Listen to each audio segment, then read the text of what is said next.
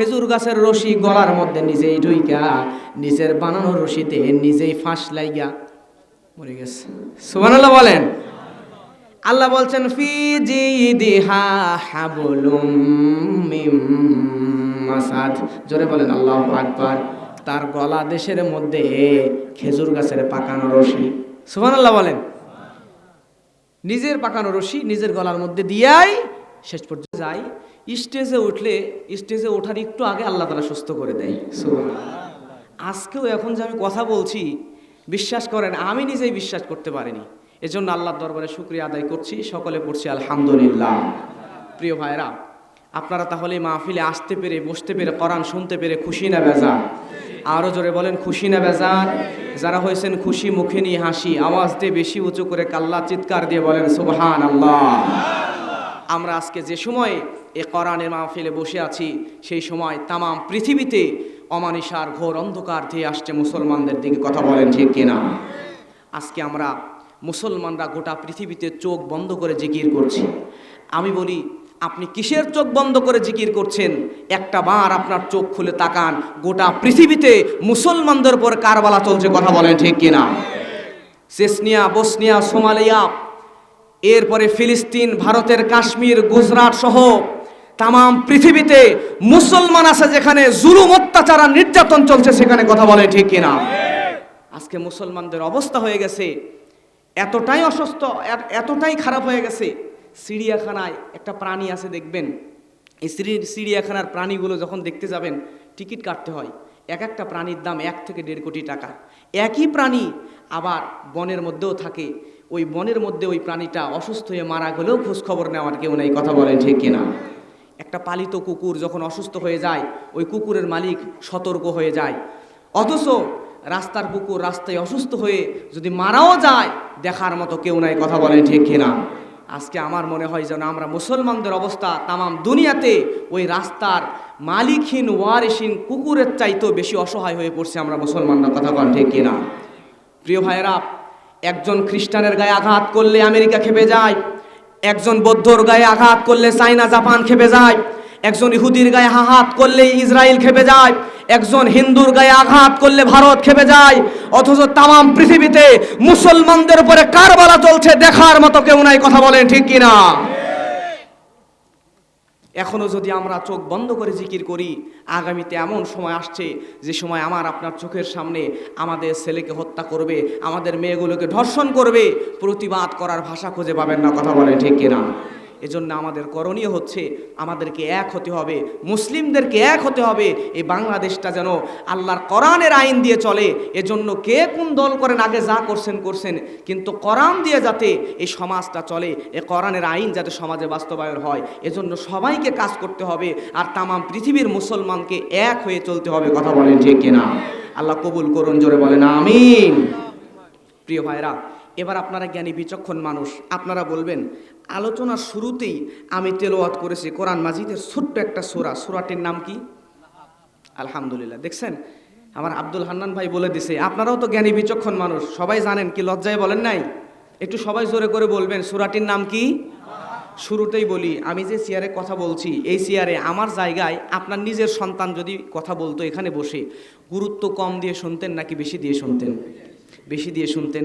তাহলে এখন যদি আমার কথাগুলো আপনি নিজের সন্তান মনে করে শোনেন, তাহলে কিন্তু আমার কথাগুলো দ্বারা আমি আমার কথা আপনার হৃদয়ের গহীনে পৌঁছায়া আপনাকে একটু পরিবর্তনে আনতে পারবো, কথা বলেন ঠিক কিনা? আর আমাকে যদি আপন মনে না করেন, আমাকে যদি পর মনে করেন, দূরের কেউ মনে করেন, তাহলে আমি যতই বলি আমার কথা আপনার হৃদয়ের গহীনে আমি পৌঁছাইতে পারবো না। তাহলে তেলাওয়াত করেছি কোন সূরা? লাহাব। সবাই আমার সাথে আরেকবার তেলাওয়াত করবেন। এরপরে আজকে আলোচ্য এই সূরাতুল লাহাব থেকে আজকে আমরা তাফসীর শুনবো ইনশাআল্লাহ। সবাই পড়েন, আউযু বিল্লাহি মিনাশ শাইতানির রাজীম, বিসমিল্লাহির রাহমানির রাহিম। تبت يدا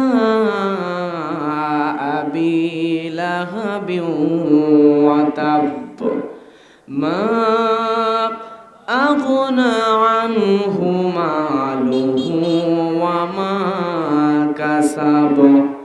সায়াসলা নারান যাতা লাহাবিন ওয়া ইমরাতুহু হাম্মালাতাল হাতাব ফি জিদিহা হাবলুম মিন মাসাদ। তেলাওয়াত করেছি কোরআন মাজিদের 111 নম্বর সূরা। কত নম্বর সূরা? 111 নম্বর সূরা। ভালো করে বুঝবেন। আমি মনে করি ঘন্টার পর ঘন্টা বানানো কিসসা কাহিনী গল্প এগুলো না শোনার চাইতে লিখেছেন তাফসিরুল কোরআন মাহফিল। আমরা যদি একটা ঘন্টা সরাসরি কোরআন হাদিস থেকে কোরআনের তাফসির শুনি, এটা আমাদের জীবনে অনেক বেশি ফায়দাজনক। কথা বলেন ঠিক কিনা? আর আপনারা গ্রামের মানুষ হলেও আপনারা অনেক স্মার্ট, আপনারা অনেক জ্ঞানী এবং বিচক্ষণ, কারণ প্রত্যেকের হাতে হাতে স্মার্টফোন আছে। কম বেশি সবাই এখন স্মার্টফোনের দরুন পড়ালেখা কেউ জানুক কম জানুক বেশি জানুক, প্রত্যেকেই কম বেশি কোরআন হাদিস জানে। আলহামদুলিল্লাহ বলেন। প্রিয় ভাইরা, তাহলে আজকে আমরা কথা শুনবো কোরআন মাজিদের 111 নম্বর সূরা। এই সূরাটি হচ্ছে মাক্কি সূরা। এই সূরাতে মোট আয়াত আছে 5টি, মোট রুকু আছে 1টি। তেলাওয়াত করেছে 30 নম্বর পারা থেকে।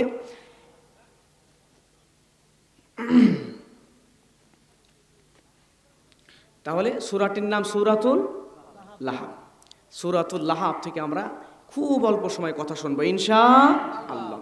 এবার আপনারা বলবেন, আজকের এই মাহফিলের আয়োজন করেছে, এই মাহফিলের আয়োজন করার পিছনে একটা কারণ আছে না নাই?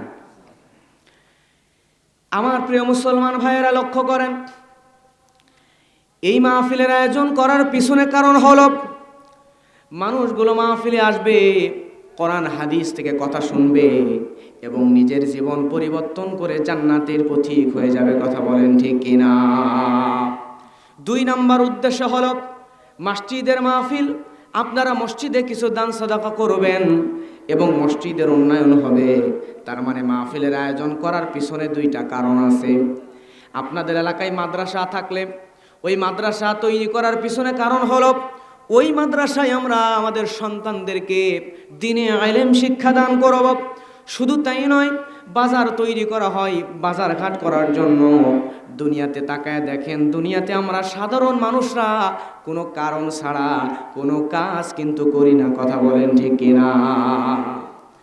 তাহলে এবার লক্ষ্য করেন, দুনিয়াতে আমরা সাধারণ মানুষরা কোনো কারণ ছাড়া যদি কোনো কাজ না করি, তাহলে স্বয়ং রব্বুল আলামিন, যিনি আমাদের মানুষদেরকে বানালেন, যিনি আমাদেরকে সৃষ্টি করলেন, ওই আল্লাহ রব্বুল আলামিন কোনো কারণ ছাড়াই সূরাতুল লাহাবকে কোরআনের মধ্যে নাজিল করেছে নাকি? তাহলে আমরা এবার কি কারণে আল্লাহ নাজিল করলেন এটা জানবো। তাফসির করতে গেলে 15টা ইলম লাগে। জোরে বলেন কয়টা? লুগাত, ইলমুল লুগাত, ইলমুল নাহু, ইলমুল সরফ, ইলমুল ইস্তিকাক, ইলমুল মাগানি, ইলমুল বায়ান, ইলমুল বাদি, ইলমুল কিরাত, ইলমুল আসবাবুন নুজুল, ইলমুল উসুলুদ দ্বীন, ইলমুল উসুলুল ফিকহ, ইলমে হাদিস, ইলমে ফিকহ, ইলমে লাদুনি। এরকম 15টা ইলম লাগে। আল্লামা জালালউদ্দিন সুয়ুতী রহমাতুল্লাহ আলাইহি বলেছেন, এর মধ্যে অন্যতম একটা হচ্ছে সাবাবে নুজুল, আসবাবুন নুজুল। আমরা যেটাকে বলি নাজিলের কারণ অথবা শানি নুজুল, ইংরেজিতে বলা হয় ব্যাকগ্রাউন্ড অফ সূরা। তাহলে সর্বপ্রথম আমরা এই সূরাতুল লাহাব আল্লাহ নাজিল করলেন কেন, এই সূরাতুল লাহাব, ব্যাকগ্রাউন্ড অফ সূরাতুল লাহাব সর্বপ্রথম আমরা জানবো ইনশাআল্লাহ। আল্লাহ রাব্বুল আলামিন কোরআন মাজিদের মধ্যে আয়াত নাজিল করে দিলেন, ওয়া আনজির আশিরাতাকাল আকরাবিন। জোরে বলেন আল্লাহু আকবার। আল্লাহ রাব্বুল আলামিন আয়াত নাজিল করে দিলেন, হে নবী, আপনি আপনার কাছের মানুষদেরকে, আপনি আপনার পিতার বংশধরদেরকে, আপনি আপনার মাতার বংশধরকে, আপনি আপনার স্ত্রীর বংশধরদেরকে এবং আশিরা বলতে মুফাসসিরগণ বুঝিয়েছেন প্রতিবেশী, আপনি আপনার প্রতিবেশীদেরকে এই আমি আল্লাহ রব্বুল আলামিন যে কোরআন আপনার উপর নাজিল করা শুরু করেছি, এই কোরআনের দাওয়াত প্রকাশ্যে এক জায়গায় দিয়ে দেন। জোরে বলেন সুবহানাল্লাহ। আমার ভাইয়েরা, আল্লাহর হাবিব সাল্লাল্লাহু আলাইহি ওয়াসাল্লাম সঙ্গে সঙ্গে ইবনে আব্বাস রাদিয়াল্লাহু তাআলা আনহু তিনি বর্ণনা করছেন, নবী আমার বাতাহার নামক এলাকায় বিশাল বড় একটা পর্বতের চূড়ার উপরে দাঁড়ায় গেলেন। দাঁড়ানোর পরে ওই জায়গায় নবীজি মানুষদেরকে ডাক দিলেন, ইয়া আইয়ুহান নাস, হে মানুষ সকল তোমরা এদিকে আসো। নবীজি ওই জায়গায় মানুষদেরকে একত্রিত করলেন, জড়ো করলেন। হাজার হাজার মানুষ ওই জায়গায় জড়ো হয়ে গেল। জড়ো হয়ে যাওয়ার পরে ওই জায়গায় আল্লাহর নবী বললেন, ও মক্কাবাসীরা, তোমাদের সামনে আমি নবী মুহাম্মদ আমি যদি বলি এই পাহাড়ের পিছন দিকে একদল গুপ্তচর বাহিনী লুকায় আছে, যখন তখন তোমাদের উপরে আক্রমণ করতে পারে, যখন তখন তোমাদের উপরে অ্যাটাক করতে পারে, তাহলে আমার কথা কি তোমরা বিশ্বাস করবা নাকি? সঙ্গে সঙ্গে মক্কার ওই কাফেরেরাও বলল, ভালো মানুষরাও বলল, কাফেরেরাও সবাই একযোগে বলে দিল, আপনি হলেন আল আমিন, আপনি হলেন সত্যবাদী, আপনি যা বলতেছেন, আপনি যা বলবেন সবগুলো আমি বিশ্বাস করে নিব। আমরা জোরে বলেন সুবহানাল্লাহ। পাহাড়ের চূড়ায় নবী দাঁড়ানো, সামনে বলছে এই পাহাড়ের পিছনে গুপ্তচর লুকায় আছে, তোমাদের যখন তখন অ্যাটাক করতে পারে, আমি নবী যদি বলি, আমি মোহাম্মদ যদি বলি বিশ্বাস করবা? সবাই তখন বলছে, আপনি যা বলবেন, আপনি তো আল আমিন, আপনার সব কথা আমরা বিশ্বাস করে নেব। জোরে বলেন সুবহানাল্লাহ। এমন সময় নবীজি ওই যে আল্লাহ বলছেন, ওয়াআযির আশিরাতাকাল আকরাবিন, নবীজি আপনি আপনার প্রতিবেশীদেরকে দাওয়াত দেন, পিতৃকুলকে দাওয়াত দেন, মাতৃকুলকে দাওয়াত দেন, স্ত্রীকুলকে দাওয়াত দেন। আল্লাহর নবী দাওয়াত দেওয়ার জন্য সঙ্গে সঙ্গে পাহাড়ের ওপর থেকে সব মানুষদেরকে ডাক দিয়ে বলে, মানুষেরা, তাহলে যেহেতু তোমরা আমার সব কথা বিশ্বাস করে নিবা, আমি মুহাম্মদ বলে দিলাম, পড়ে নাও লা ইলাহা ইল্লাল্লাহু মুহাম্মাদুর রাসূলুল্লাহ সাল্লাল্লাহু আলাইহি ওয়াসাল্লাম। আমার ভাইয়েরা লক্ষ্য করেন, একটু আগেই যেই কাফেরেরা বলতেছিল, ও মুহাম্মদ তুমি হলো আল আমিন, যা বলবা সব বিশ্বাস করে নিব, কিন্তু যেই না আল্লাহর নবী বলল, পড়ে নাও লা ইলাহা ইল্লাল্লাহ। আমি উমরায় গিয়েছিলাম, যাওয়ার পরে আরাবিয়ান ছোট্ট ছোট্ট বাচ্চাদেরকে দেখলাম, তারা আরবি লোগাত যত সুন্দর বুঝে, আরবি ভাষা তারা যত সুন্দর বুঝে। আমরা 18-20 বছর ধরে মাদ্রাসায় পড়লাম, ভার্সিটিতে পড়লাম, ইসলামী আরবি বিশ্ববিদ্যালয়ে পড়লাম, ইসলামী বিশ্ববিদ্যালয়ে পড়লাম, এই 18-20 বছর ধরে মাদ্রাসায় পড়লাম, ভার্সিটিতে পড়লাম, তারপর আরবি ভাষা যতটুকু আয়ত্ত করতে পেরেছি, ওই আরাবিয়ান ছোট্ট ছোট্ট বাচ্চারা মনে হয় আমাদের বড় বড় আলেমদের চাইতেও ভালো আরবি আয়ত্ত করছে। সুবহানাল্লাহ। প্রিয় ভাইয়েরা আমার লক্ষ্য করেন, ওই ছোট্ট ছোট্ট বাচ্চারা তারাও বুঝে। এখন বলেন তো, আবু লাহাব, আবু জেহেল, তারা যদিও কাফের, কিন্তু তারা আরাবিয়ান, তারা কালেমার অর্থ, কালেমার ব্যাখ্যা আমাদের চাইতে কম বুঝে নাকি বেশি ভালো বুঝে? আবু লাহাব, আবু জেহেল তারা বুঝে এই কালেমা লা ইলাহা ইল্লাল্লাহ মানে শুধুমাত্র কালেমা লা ইলাহা ইল্লাল্লাহ মানে আল্লাহ ছাড়া কোনো ইলাহ নাই। শুধু এটাই নয়, বরং এই কালেমা একবার যদি কেউ পড়ে নাই, তাহলে আল্লাহর জমিনে আল্লাহর শাসন ছাড়া, আল্লাহর জমিনে আল্লাহর বিধান ছাড়া আর কারো বিধান চলতে দেওয়া যাবে না। সম্পূর্ণ জীবন কোরআনের আইন মেনে নেওয়ার নামই হলো লা ইলাহা ইল্লাল্লাহ মুহাম্মাদুর রাসূলুল্লাহ। সুবহানাল্লাহ। এবার কাফেরেরা বুঝতে পারল, এখন সম্পূর্ণ জীবনে যদি আমরা লা ইলাহা ইল্লাল্লাহ মেনে নিই, আল্লাহর আইন, আল্লাহর তৈরি করা শাসন যদি আমরা মেনে নিই, তাহলে আল্লাহ তো কোরআনে বলছে, ওয়াসারিকু ওয়াসারিকাতু ফাকতাউ আইদিয়াহুমা জাযাআম বিমা কাসাবা নাকালাম মিনাল্লাহ ওয়াল্লাহু আজিজুন হাকীম। আল্লাহ তো বলছে চুরি করলে তার হাতটা কেটে দাও। আল্লাহ তো বলছে চুরি করলে তার হাতটা কেটে দাও।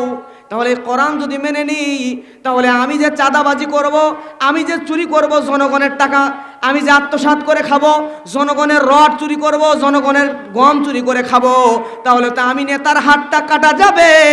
এই জন্য হুজুররা মসজিদ মাদ্রাসা নিয়ে থাকবে, আর আমরা শুধু নেতাগিরি করব, আল্লাহর আইন বাস্তবায়ন হতে দিব না। ঠিক কিনা? আবু জাহেল, আবু লাহাব এটা বুঝতে পেরেছে। এজন্য আবু লাহাব, আবু জেহেল একটু আগেই বলল, মুহাম্মদ আপনি হলেন আল আমিন, আপনি যা বলবেন তাই বিশ্বাস করে নিব, অসুবিধা নাই। কিন্তু যেই না আল্লাহ নবী বললেন পড়ে নাও লা ইলাহা ইল্লাল্লাহ, আল্লাহ ছাড়া কোনো ইলাহ নাই, তার মানে আল্লাহর জমিনে আল্লাহ ছাড়া আর কারো আইন চালানো যাবে না। এই কথা যখন বলে দিল তখন কাফেরদের মাথা ঘুরে গেল, সঙ্গে সঙ্গে বুঝতে পারল এই যে মুহাম্মদ শুরু করে দিছে রাজনীতি করা। সুরে বলেন নাউজুবিল্লাহ। এ মুহাম্মদ তাড়াতাড়ি ওয়াজ বন্ধ করো, তোমার ওয়াজ চলতে দেওয়া যাবে না, তুমি এই মুহূর্তে ওয়াজ বন্ধ করো। কারণ মুহাম্মদ সাল্লাল্লাহু আলাইহি ওয়াসাল্লাম যদি এভাবে ওয়াজ করতেই থাকে তাহলে কাফেরেরা জানে মুহাম্মদ এতদিন ধর্মীয় নেতা ছিল, কিন্তু এখন যদি রাজনীতির ময়দানে আসে তাহলে আমি মুহাম্মদ যদি একবার রাজনীতির নেতা হয়ে যায় তাহলে সে তো ক্ষমতার চেয়ার পাওয়া যাবে, আর আমাদের ক্ষমতার চেয়ারটা হারায় ফেলা লাগবে। শুধুমাত্র একটাই কারণে, আল্লাহর নবীর কোনো অপরাধ ছিল না। আবু লাহাব সামনে থেকে বলে মুহাম্মদ তুমি হলা প্রতারক, মিথ্যাবাদী, ভণ্ড, তোমার ওয়াজ চলতে দেওয়া যাবে না। আজকেও সমাজে দেখবেন আপনি যদি নামাজের ওয়াজ করেন অসুবিধা নাই, রোজার ওয়াজ করেন অসুবিধা নাই, হজের ওয়াজ করেন অসুবিধা নাই, কিন্তু যেই না বলবেন আল্লাহর জমিনে আল্লাহর আইন চলবে, আল্লাহর জমিনে আল্লাহর বিধান চলবে, আল্লাহর জমিনে আল্লাহর শাসন চলবে, আল্লাহর জমিন আল্লাহর আইন ছাড়া, আল্লাহর বিধান ছাড়া আর কারো আইন চলতে দেওয়া যাবে না, সঙ্গে সঙ্গে আপনার ওয়াজ বন্ধ করার জন্য একটা শ্রেণী বাধা দেওয়া শুরু করবে, ঠিক কিনা? তৎকালীন সময়ে নবীকে দিয়েছিল আবু লাহাব।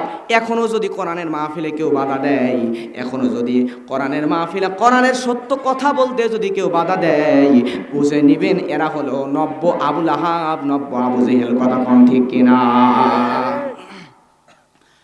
আমার প্রিয় ভাইয়েরা লক্ষ্য করেন, এইবারে আল্লাহর হাবিব সাল্লাল্লাহু আলাইহি ওয়াসাল্লাম বক্তব্য দিচ্ছেন, নবী এখনো বক্তব্য বন্ধ করেন নাই। আবু লাহাব সামনে গিয়ে বলে এ মুহাম্মদ বিন আব্দুল্লাহ তোমার ওয়াজ আর চলতে দেওয়া যাবে না, তুমি তোমার আওয়াজ বন্ধ করো, তোমার বক্তব্য তুমি বন্ধ করো। কিন্তু আবু লাহাবের সামনেই নবীর যুবক সাহাবী হযরতে আলী দাঁড়ানো ছিল। সুবহানাল্লাহ। হযরতে আলী লাঙ্গা তরবারি নিয়ে দাঁড়ানো। হযরতে আলী বলে ইয়া রাসূলুল্লাহ আপনি টেনশন করবেন না, আপনি চিন্তা করবেন না, আমি আলী যুবক মানুষ, আমি আলী যতক্ষণ বেঁচে আছি, আমি আলীর দেহের মধ্যে প্রাণ থাকতে আপনি নবী মুহাম্মদের ওয়াজ বন্ধ করতে আসলে আবু লাহাবের ধর থেকে কাল্লা আলাদা করে দিব। সুবহানাল্লাহ।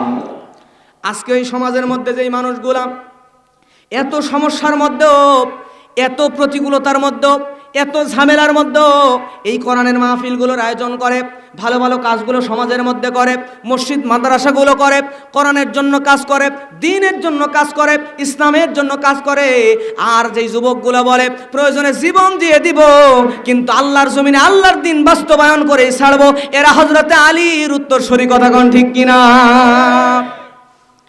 আমার ভাইয়েরা এইবার বলেন তো, আবু লাহাব মুরব্বী মানুষ আর আলী তো যুবক মানুষ, যুবক মানুষের শক্তির সাথে আবু লাহাব পারবে নাকি? দুইজন ধস্তাধস্তি শুরু হয়ে গেছে সামনাসামনি। আবু লাহাব আর আলী ধস্তাধস্তি চলতেছে, কিন্তু হযরতে আলীর শক্তির সাথে আবু লাহাব পেরে উঠল না। এমন সময় আবু লাহাব বলতেছে মুহাম্মদ বিন আব্দুল্লাহ তুমি তোমার আওয়াজ বন্ধ করো। আবু লাহাব বলে, মুফাসসিরগণ বলছেন, বোঝানোর ক্ষেত্রে বলছি, তৎকালীন সময়ে আবু লাহাবের প্রায় 7 কোটি টাকার সম্পদ ছিল। কয় কোটি? 7 কোটি। 7 কোটি বলতে আবার মনে করেন না বাংলাদেশে 7 কোটি, বাংলাদেশে তো একজন মেম্বার ওই 2-3টা টয়লেটের টাকা মাইরে দিলেই 7 কোটি হয়ে যায়, ঠিক কিনা? 2-3টা টয়লেট আর ওই 2-3টা আপনার 2-3 টন আর কি গম টম যদি চুরি করে নেয় তাহলে উনি কোটিপতি হয়ে যায়। তো বাংলাদেশের টাকা নয়, বরং তাদের বোঝানোর জন্য বলছি, প্রায় 7 কোটি টাকা, 7-8 কোটি টাকার সম্পদ তখন আবু লাহাবের ছিল তৎকালীন সময়। আর আমাদের বাংলাদেশে আমি যখন ওমরায় গেলাম, বাংলাদেশে আমাদের 35 টাকা দিয়ে তাদের 1 রিয়াল কিনতে হয়েছে। তার মানে তাদের 1 টাকা আমাদের 35 টাকা, তাদের 1000 টাকা আমাদের প্রায় কত হাজার? সুবহানাল্লাহ, এত বেশি। প্রিয় ভাইয়েরা আমার, তার মানে হলো ওই আবু লাহাবের 7 কোটি টাকা ধরে নেন, 7 কোটি প্রায় ওই টাকা দিয়ে আমাদের বাংলাদেশটাকে 10 বার কিনা যাবে, এত বেশি টাকা আবুল আহাবের ছিল। আবুল আহাব শক্তিতে যখন হযরতে আলীর সঙ্গে পেরে উঠলো না, সঙ্গে সঙ্গে আবুল আহাব বলে, রে মুহাম্মদ, তুমি তোমার হজ বন্ধ করো। তোমার হজ বন্ধ করার জন্য আমি আবুল আহাব আমার এই সর্বস্ব শক্তি দিয়ে, আমার যতগুলো টাকা আছে, আমার সমস্ত টাকাগুলো, আমার 7 কোটি টাকা আমি তুমি মুহাম্মাদের হজ বন্ধ করার জন্য আমি আবুল আহাব বাজেট করে দিলাম। জোরে বলেন না আউযুবিল্লাহ। প্রিয় ভাইরা আমার, তার মানে এখান থেকে শিক্ষা হচ্ছে, এই সমাজের মধ্যেও যদি আল্লাহর কোরআনের মাহফিল বন্ধ করার জন্য, কোরআনের দিন প্রচার বন্ধ করার জন্য, ইসলাম প্রচার বন্ধ করার জন্য যদি কোনো মানুষ টাকা বাজেট দেয়, বুঝবেন এরা হলো 90 আবুল আহাব। কথা কোন ঠিক কিনা?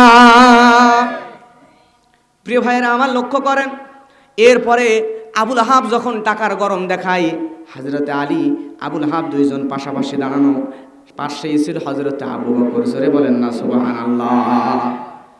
আবু বকর রাদিয়াল্লাহু তাআলা আনহু, আবু বকর রাদিয়াল্লাহু আনহু তিনি দাঁড়ায় গেলেন। তিনি বললেন, ও নবী, আপনি আপনার বক্তব্য বন্ধ করবেন না, আপনি আপনার বক্তব্য চালায় যান, আপনি টেনশন করবেন না, চিন্তা করবেন না, আপনি আপনার বক্তব্য চালান। কারণ আবুল আহাব তার তো মাত্র 7 কোটি টাকা আপনার ওয়াজ বন্ধ করার জন্য বাজেট করে দিয়েছে। আর আমি আবু বকর, আমাকে আল্লাহ রাব্বুল আলামিন তো সম্পদ কম দেয় নাই। আমি আবু বকর আমার 40 লক্ষ ভরি স্বর্ণ মুদ্রা আপনার জন্য, ইসলামের জন্য, দ্বীনের জন্য, দ্বীন প্রচারের জন্য, ওয়াজ চালানোর জন্য বাজেট করে দিলাম। সুবহানাল্লাহ। আজকে ওই মাহফিলগুলো চালানোর জন্য, কোরআন চালানোর জন্য, কোরআনে আন্দোলন চালানোর জন্য যেই মানুষগুলো টাকা পয়সা দেয়, সম্পদ দিয়ে সহযোগিতা করে, আল্লাহর জমিন, আল্লাহর দ্বীন বাস্তবায়নের জন্য যারা টাকা পয়সা দিয়ে সহযোগিতা করে, এই মানুষগুলো হযরত আবু বকরের উত্তরসূরি। সুবহানাল্লাহ। ভাইরা আমার, লক্ষ্য করেন, এইবারে আবু বকর রাদিয়াল্লাহু তাআলা আনহুর সঙ্গে আবুল আহাব যখন টাকা পয়সা দিয়েও পেরে উঠলো না, আবুল আহাব সামনে দাঁড়ানো, হযরতে আবু বকর পাশে দাঁড়িয়ে আছেন। এমন সময় আবুল আহাবের স্ত্রীর নাম হলো উম্মে জামিল। নাম কি? উম্মে জামিল। উম্মে জামিলের মাথা গরম হয়ে গেছে, আমার সামনে আমার স্বামীর অপমান করতেছে। মুফাসসিরগণ বলছেন তার গলার মধ্যে একটা মালা ছিল, এই মালা তৎকালীন সময়ে এত দামি মালা, হীরামণি মুক্তা জহরতের মালা, কয়েক কোটি টাকা দাম হবে। এই দামি মুক্তার মালা নিয়ে উম্মে জামিল দাঁড়ায় গেছে আর বলে, মুহাম্মদ, তুমি তোমার হজ বন্ধ করো, প্রয়োজনে আমি উম্মে জামিল আমার গলার মালা বিক্রি করে হলো তোমার পথে কাটা দিয়া তোমার বক্তব্য বন্ধ করব, তোমার দিন প্রচার বন্ধ করব না। আউযুবিল্লাহ।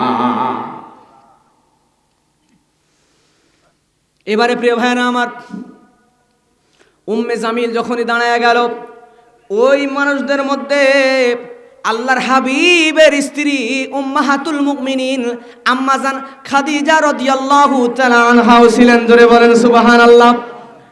হযরতে খাদিজা রাদিয়াল্লাহু তাআলা আনহা তিনি এবার দাঁড়ায় গেলেন। দাঁড়ায় যায় বলতেছে, ইয়া রাসূলুল্লাহ, আপনি আপনার বক্তব্য বন্ধ করবেন না, আপনি টেনশন করেন না, আপনি চিন্তা করবেন না, আপনি আপনার দিন প্রচার চালায়া যান।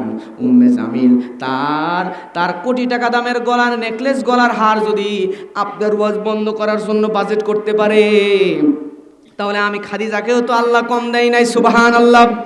আমি খাদিজাকে আল্লাহ রাব্বুল আলামিন এত সম্মান দিয়েছেন। আমি খাদিজার 40টা শিল্প কলকারখানা আর 40,000 কর্মচারী ইসলামের জন্য, দ্বীনের জন্য আপনি নবীর কাছে দান করে দিলাম। সুবহানাল্লাহ। প্রিয় ভাইয়েরা আমার, এইভাবে ধস্তাধস্তি চলছে। ধস্তাধস্তি চলতে চলতে এমন সময় আবুল আহাব রাগান্বিত হয়ে গেল।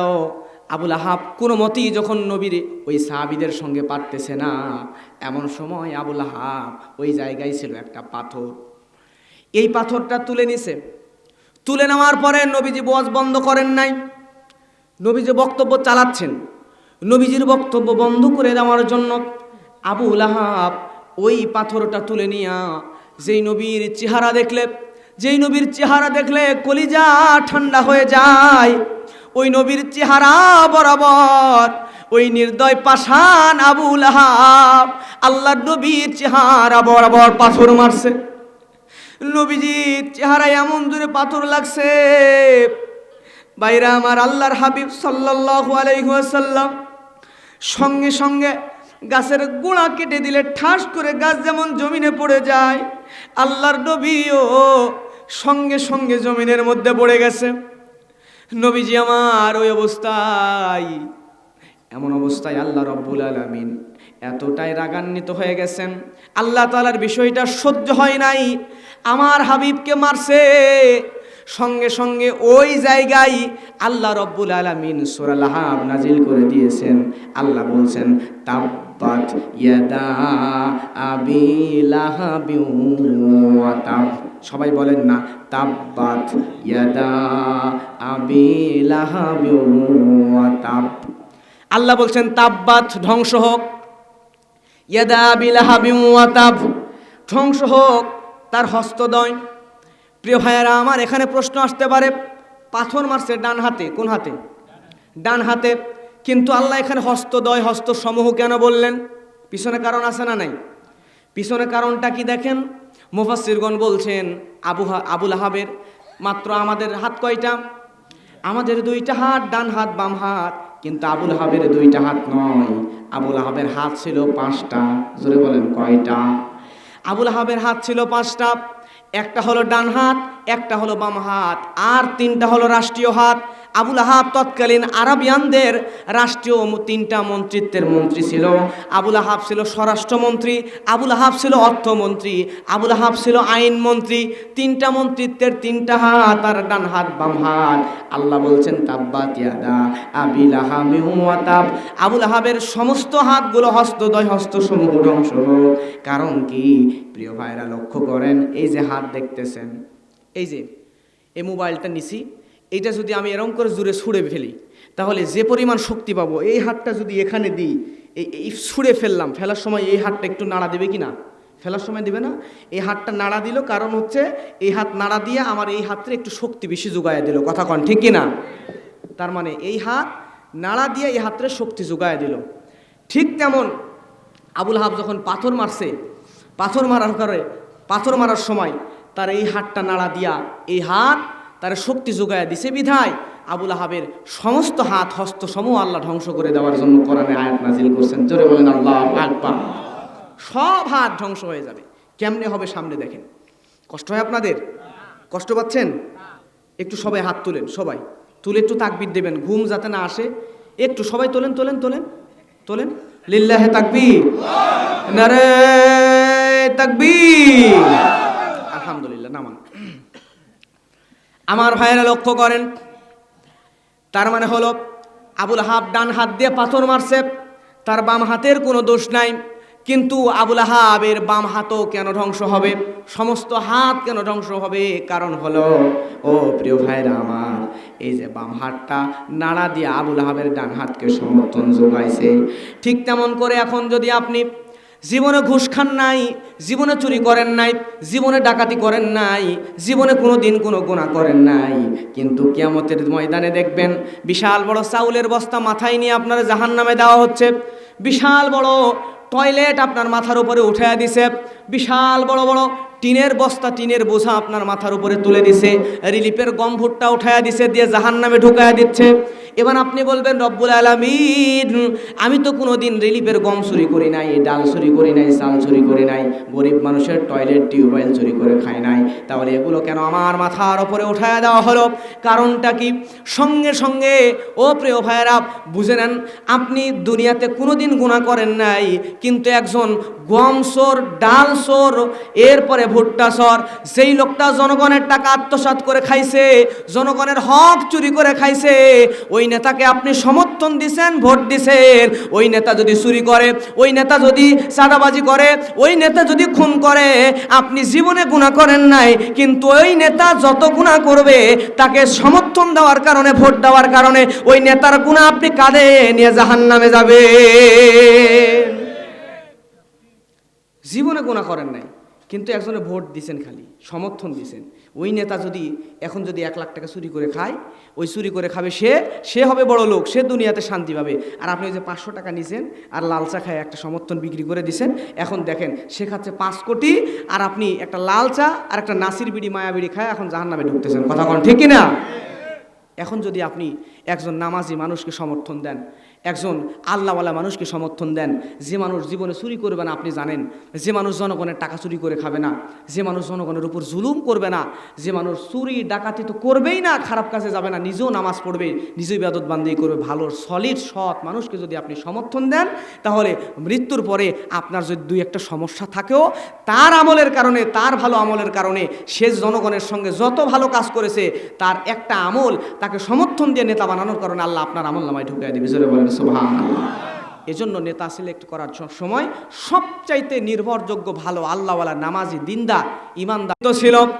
এই মন্ত্রিত্বর 3টা মন্ত্রিত্ব ছিল, 3টা মন্ত্রিত্বের 3টা হাত, আর ডান হাত বাম হাত কেমনে ধ্বংস হলো এটা আমরা জানবো। তার আগে আসেন, আল্লাহ নবী দাওয়াত দিচ্ছিল, দাওয়াত নবীজি বন্ধ করেন নাই। নবীজির দাওয়াত দেওয়ার কারণে নবীজি পাথরের আঘাত খাওয়ার পরেও নবীজি বক্তব্য বন্ধ করেন নাই, নবীজি দাওয়াত দেওয়া বন্ধ করেন নাই। আর এইদিকে আবুল আহাব চিন্তায় পড়ে গেল, মোহাম্মদ বিন আবদুল্লাহর বক্তব্য কেমনে বন্ধ করা যাবে, তার বক্তব্য যেভাবেই হোক বন্ধ করা লাগবে। সঙ্গে সঙ্গে প্রিয় ভাইয়েরা আমার, আল্লাহর নবীর বক্তব্য বন্ধ করার জন্য এবার আবুল আহাবের মাথার মধ্যে শয়তান আর একটা কুবুদ্ধি ঢুকাইছে। কি বুদ্ধি? কুবুদ্ধি ঢুকাইছে। কুবুদ্ধিটা কেমন? এইবারে তার মাথার মধ্যে আসছে, আরে আমার ঘরের মধ্যেই তো মোহাম্মদের 2 জন মেয়ে, তার মানে হলো আবুল আহাবের ছেলে ছিল 3টা। কয়টা? 3টা। উতবা, উতাইবা, মাতোয়াব। কয়টা? এই উতবা, উতাইবা, মাতোয়াবের মধ্যে বড় 2 জন উতবা আর উতাইবার সঙ্গে নবীজির 2 জন কন্যা উম্মে কুলসুম আর রুকাইয়া, এই 2 জন কন্যার সঙ্গে আল্লাহর নবীর 2 কন্যার সঙ্গে আবুল আহাবের 2 ছেলের বিয়ে হয়েছিল। এবার প্রত্যেক পিতা তার কন্যাকে ভালোবাসে। আবুল আহাব চিন্তা করলো, বাড়িতে যাওয়ার পরে আমার 2 জন ছেলেকে দিয়া আমার ছেলের বউদেরকে বলবো, আমার বৌমাদেরকে বলবো, ও বৌমারা তোমরা এই মুহূর্তেই বাড়িতে যাও, যে তোমাদের আব্বাকে বলো, তোমাদের আব্বা যদি দাওয়াত বন্ধ না করে, তোমাদের আব্বা যদি দিনের দাওয়াত বন্ধ না করে, তাহলে আমার 2 জন ছেলেকে দিয়া তোমাদের 2 জনকে তালাক দেওয়াবো। নাউজুবিল্লাহ বলবেন না? চিন্তা করে দেখেন। এইবারে আবুল আহাব বাড়িতে গেছে, যায় উতবা উতাইবারে নিয়া ছেলের বউরে বলছে। এইবার নবীজির 2 জন কন্যা দৌড় দিয়া নবীজির কাছে গেছে, যাওয়ার পরে বলে, আব্বা আমাদের শ্বশুর এরকম কথা বলেছে, তার 2 জন ছেলে আপনি দিনের দাওয়াত বন্ধ না করলে, আমাদেরকে তালাক দেওয়া হবে, কি করব বলেন? নবীজি বলে, মা তোমরা দুনিয়া চাও নাকি আখেরাত চাও? নবীর কন্যারা কি চাইবে বলেন তো? আখেরাত। সঙ্গে সঙ্গে এই 2 জন কন্যাকে আবুল আহাবের 2 জন ছেলে উতবা উতাইবা তালাক দিয়ে দিল। শুধু তালাকই দিল না, বরং আল্লাহর হাবিব সাল্লাল্লাহু আলাইহি ওয়াসাল্লামের চেহারার দিকে থুতু নিক্ষেপ করলো। জোরে বলেন নাউজুবিল্লাহ। নবীজি এতটাই কষ্ট পেলেন যে নবী মুহাম্মদ সাল্লাল্লাহু আলাইহি ওয়াসাল্লাম কোনোদিন যতই কষ্ট পাক মানুষকে বরদোয়া দেন নাই। সুবহানাল্লাহ বলেন। যেই নবীর সাফায়াত ছাড়া ওই কিয়ামতের কঠিন মুসিবতের সময় আমরা কেউ জান্নাতে যেতে পারবো না। ইমাম সুয়ুতি বলেন, আল খায়রুল কাসীরুল মিনান নবুওয়াতি ওয়াল কুরআনি ওয়াশ শাফাওয়াতি ওয়া লাহওয়িহা। কাউসার সম্পর্কে বলতে গিয়ে বলেন, আল্লাহর হাবিব সাল্লাল্লাহু আলাইহি ওয়াসাল্লামকে আল্লাহ রব্বুল আলামিন দুনিয়ার জমিনে সম্মান দিয়েছেন, কল্যাণ দিয়েছেন এবং আখিরাতে মর্যাদা দিয়েছেন। আমার ভাইয়েরা, নবীজির সম্মান, কল্যাণ, মর্যাদা কত বেশি, অবাক হয়ে যাবেন। ওই নবীজি সাল্লাল্লাহু আলাইহি ওয়াসাল্লামের শরীর মোবারক থেকে যে ঘামগুলো বের হতো, এই ঘামগুলো সাহাবীরা আতর হিসাবে ব্যবহার করত। সুবহানাল্লাহ। নবীজি যদি থুতু নিক্ষেপ করতেন, ওই থুতু জমিনে পড়ার আগে সাহাবীরা গায়ের মধ্যে মেখে নিতেন। সাহাবীরা নবীজিকে কত বেশি ভালোবাসতেন। ওই নবীকে আল্লাহ সুবহানাহু ওয়া তাআলা এত সম্মান দিয়েছেন। দেখেন, একজন লোক আল্লাহর হাবিব সাল্লাল্লাহু আলাইহি ওয়াসাল্লামের কাছে এসেছেন, আসার পরে আল্লাহর হাবিব সাল্লাল্লাহু আলাইহি ওয়াসাল্লামের কাছে একজন গরিব লোক, কষ্ট হয় আপনাদের? আমার দিকে তাকান। নবী সাল্লাল্লাহু আলাইহি ওয়াসাল্লামের কাছে এসে বলে, ইয়া রাসূলুল্লাহ, আগামীকালকে আমার কন্যার বিবাহের জন্য একটু সুগন্ধির প্রয়োজন, একটু সুগন্ধির ব্যবস্থা যদি আপনি করে দিতেন। সঙ্গে সঙ্গে আল্লাহর হাবিব সাল্লাল্লাহু আলাইহি ওয়াসাল্লাম বললেন, আগামীকালকে তুমি আমার কাছে আসবা, তুমি আসবা, একটা শিশি নিয়া আমি তোমাকে সুগন্ধির ব্যবস্থা করে দিব। পরের দিন ওই লোকটা একটা শিশি নিয়ে আল্লাহর নবীর দরবারে আসলেন। নবীজির কাছে আসার পরে নবীজি আমার ওই ফাঁকা শিশিটা নিজের বাহুর মধ্যে এরকম করে বাহু থেকে ঘামগুলো ভর্তি করলেন, করার পরে ওই লোকটার হাতে দিলেন। দেওয়ার পরে বললেন, এটা নিয়ে যাও, তোমার মেয়ের বিবাহে সুগন্ধি হিসেবে ব্যবহার করে। সুবহানাল্লাহ। তাবারানী শরীফের মধ্যে আসতে এইবার লোকটা নিয়ে গেল, ওই লোকের মেয়ের বিবাহ হয়ে গেল, কয়েকদিন পার হয়ে গেল, তারপরও ওই রাস্তা দিয়া যায় যেই লোকই যায়, ওই লোকটাই ওই বাড়ির মধ্য থেকে সুগন্ধি পায়। সুবহানাল্লাহ। এত মধুর, এত সুন্দর, এত সুগন্ধি, শেষ পর্যন্ত ওই লোকটার বাড়িটাকেই নাম দেওয়া হলো সুগন্ধি ভিলা। সুবহানাল্লাহ। আল্লাহর হাবিব সাল্লাল্লাহু আলাইহি ওয়াসাল্লামের মর্যাদা কত বেশি। নবী সাল্লাল্লাহু আলাইহি ওয়াসাল্লাম, ও ভাইরা আমার, একদিন নবীজি মসজিদ নববীর মধ্যে বসা, সাহাবীরা সামনে বসা, এমন অবস্থায় সাহাবীরাও কথা বলছেন, নবীজিও কথা বলছেন। সাহাবীদের কণ্ঠের আওয়াজ নবীজির কণ্ঠের একটু উপরে উঠে গেল। সঙ্গে সঙ্গে রব্বুল আলামিন বরদাস্ত করতে পারলেন না। আল্লাহ রব্বুল আলামিন বলেন, ইয়া আইয়ুহাল্লাযীনা আমানু লা তারফাউ আসওয়াতাকুম ফাওকা সাওতিন নাবিয়্যি ওয়া লা তাজহারু লাহু বিল কওলি কাজাহরি বা'তিকুম লিবা'তিন আন তাহবাতা আমালুকুম ওয়া আনতুম লা তাশউরুন।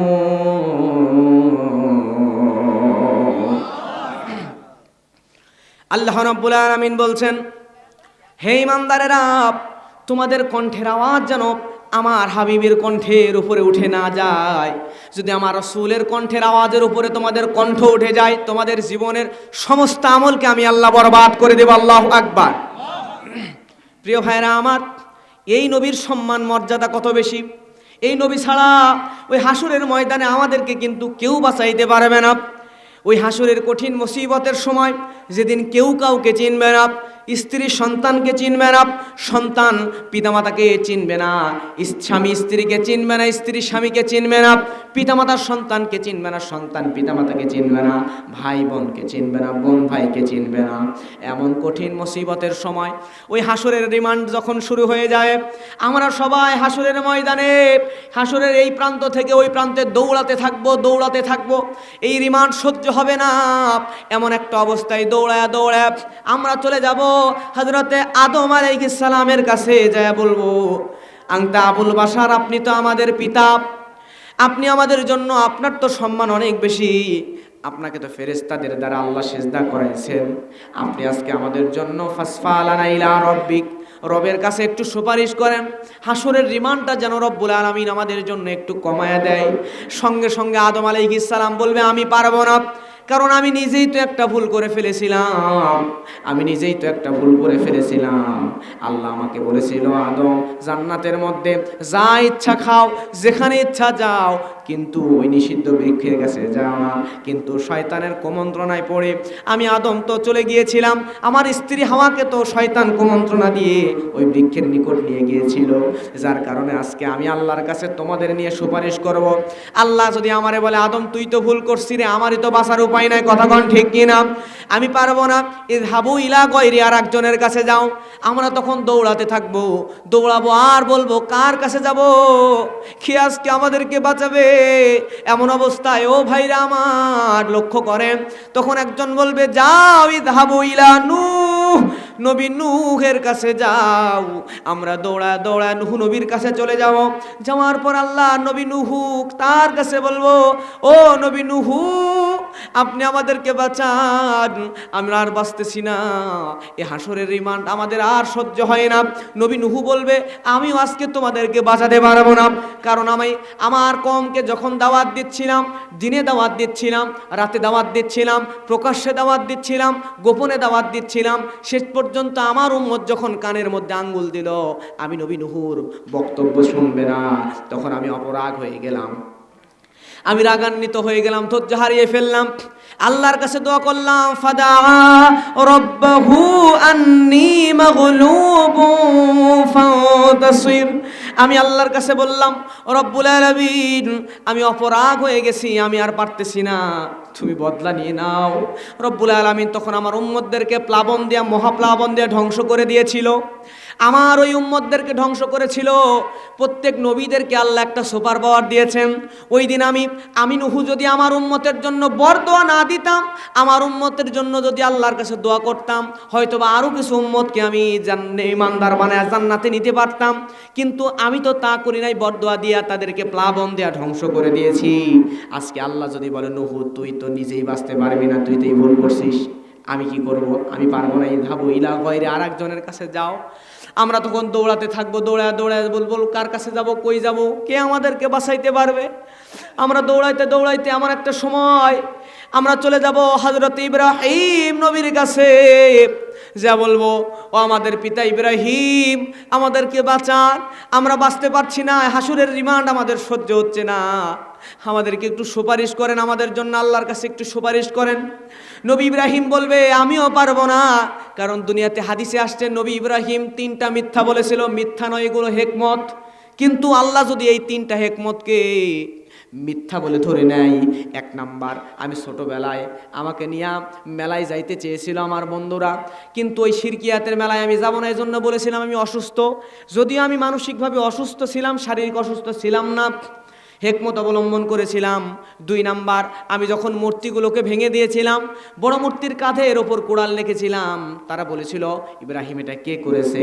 আমি বলেছিলাম ওই যে বড় মূর্তিটাই মনে হয়, তারে বলো সেই করছে হয়তো, এটাও হেকমত ছিল।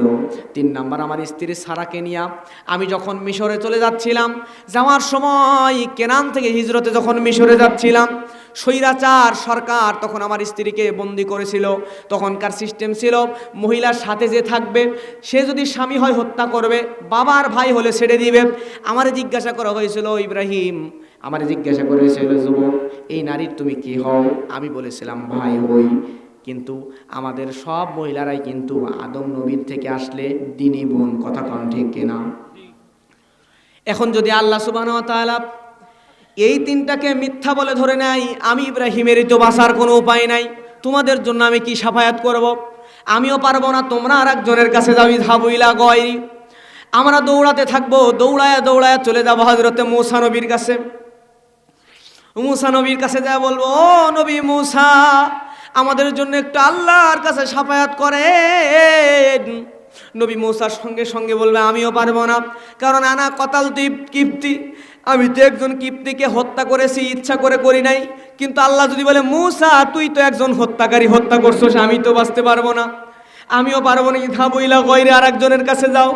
আমরা দৌড়া দৌড়া যাব নবী ঈসার কাছে। ঈসার কাছে যায় বলবো নবী ঈসা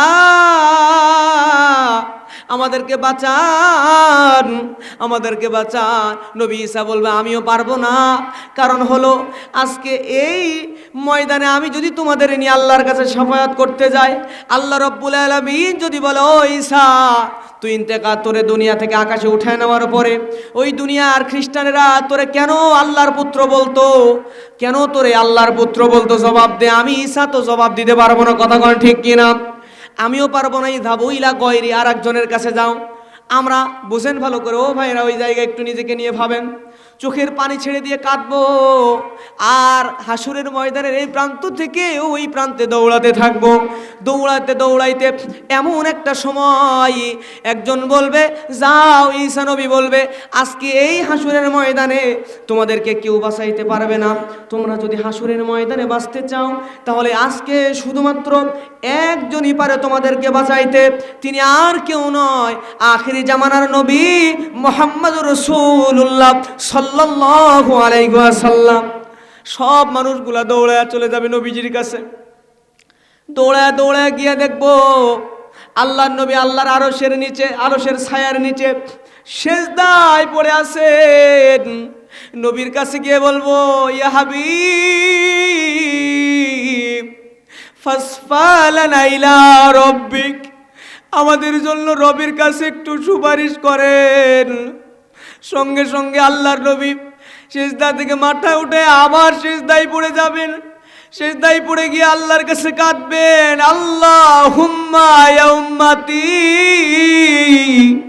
আল্লাহুম্মা ইয়া উম্মতি, ও রব্বুল আলামিন তুমি আমাদের আমার উম্মতকে বাঁচাও।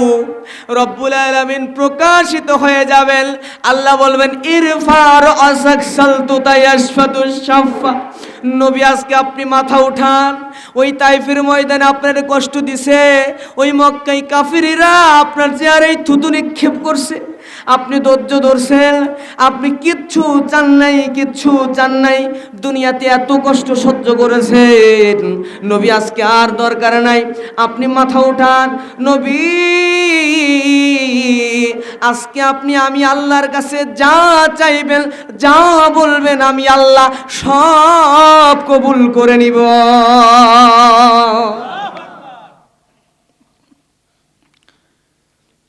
প্রিয় ভাইয়েরা আমার, এই নবী যিনি সাফায়াত না করলে আমরা জান্নাতে যেতে পারবো না, ওই নবীর চেহারার মধ্যে থুতু নিক্ষেপ করছে আবুল আহাবের দুইজন ছেলে।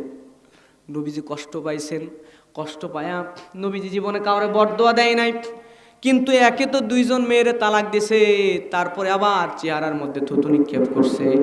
আল্লাহ নবী এতটাই কষ্ট পেয়েছেন, যার কারণে নবী আমার কষ্টে বুকটা ফেটে না করতে করতে বরদোয়া দিয়ে ফেলেছে, আবুল আহাব তোমার যেই ছেলে উতবা উতাইবা আমার দুই কন্যাকে তালাক দিল, আমার চেহারায় থুতু নিক্ষেপ করলো, এই দুইজন ছেলের বিবাহের আগে এই দুইজন ছেলেকে বাগে খাবে, নেকড়েতে খাবে। সুবহানাল্লাহ। এবার আবুল আহাবের মাথা গেছে নষ্ট হয়ে।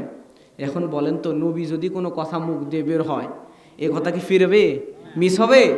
বন্দুকের গুলি মিস হতে পারে, কিন্তু আল্লাহর হাবিব সাল্লাল্লাহু আলাইহি ওয়াসাল্লামের মুখের কথা মিস হতে পারে?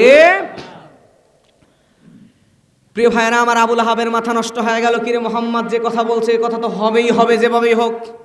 তাহলে কি করা যায়? তবে মাথার মধ্যে একটা বুদ্ধি আসলো। উম্মে জামিল আর আবুল আহাব মিলিয়া বলে, মোহাম্মদ বলেছে যে আমাদের দুইজন ছেলে উতবা উতাইবা তাদেরকে বিবাহের আগে বাগে খাবে, বিবাহের আগে তাদেরকে বাগে নেকড়েতে খাবে, কিন্তু তাহলে আমরা যদি তাদের কোনো মতে বিয়ে দিয়ে দিতে পারি, তাহলে তো আর খাইতে পারবে? যেভাবে ও বিয়ে দেওয়ার ব্যবস্থা করি। এই চিন্তা করে তারা এবার মক্কার মধ্যে এলান করে দিল, ঘোষণা করে দিল। উম্মে জামিল টোপ দিছে, গলার মধ্যে দামি একটা নেকলেস আছে না, কোটি কোটি টাকা দামের দামি একটা মালা আছে। উম্মে জামিল ঘোষণা করে দিছে, মক্কার যে মেয়েগুলা আমার দুইজন ছেলের বিয়ে করবে, ওই দুইজন ছেলেকে আমার, ওই মেয়েদেরকে আমার এই গলার দামি মালা আমি গিফট করে দিব। সরে বলেন আল্লাহু আকবার। চিন্তা করে দেখেন, টোপ দিচ্ছে। এখন আবুল আহাব কয়টা মন্ত্রী? কথা বলেন, কয়টা? 3টা মন্ত্রী।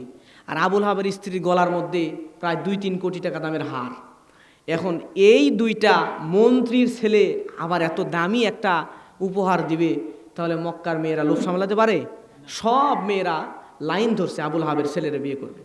বাড়িতে আসছে, আয়সা জিজ্ঞেস করে, ঠিক আছে, কিন্তু শুনছিলাম যে তোমার ছেলের আগে বিয়ে হয়েছিল, কার সাথে বিয়ে হয়েছিল, কি হয়েছে? যেই শুনছে যে মোহাম্মদের 2জন মেয়ের সাথে বিয়ে হয়েছে, তালাক দিছি, মক্কার মেয়েরা সাথে সাথে বলে, মোহাম্মদের মতো ভালো মানুষের মেয়ে, তার মেয়েরা যে ঘরে ভাত হয় না, ওই ঘরে ওই ছেলেদের সঙ্গে আমরা মক্কার মেয়েরা বিবাহ বসতে চাই।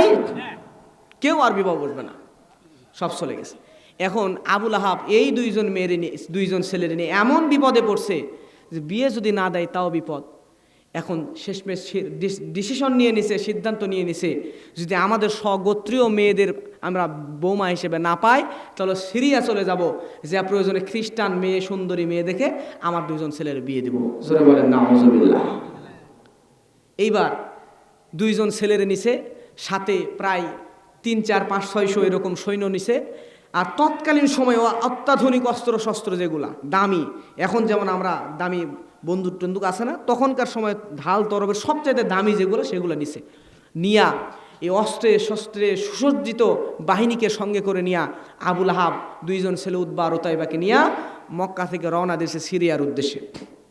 যাচ্ছে, যাইতে যাইতে যাইতে রাস্তার একদম মাঝখানে, রাস্তার মাঝখানে যখন চলে গেছে, রাস্তার মাঝখানে যায় এমন একটা পর্যায়ে আপনার আমরা দেখবেন বগুড়া থেকে ঢাকায় যদি যান বাসে করে, শ্যামলী অথবা শাহফাতি আলী অথবা এরকম বাসে যাবেন, তখন দেখবেন সিরাজগঞ্জ রোডে বা টাঙ্গাইলে কোথাও না কোথাও একটু অজু, এরপরে ইস্তেঞ্জা ছাড়া অথবা নামাজের জন্য বা খাওয়ার জন্য একটু বিরতি দেয়, ঠিক কিনা?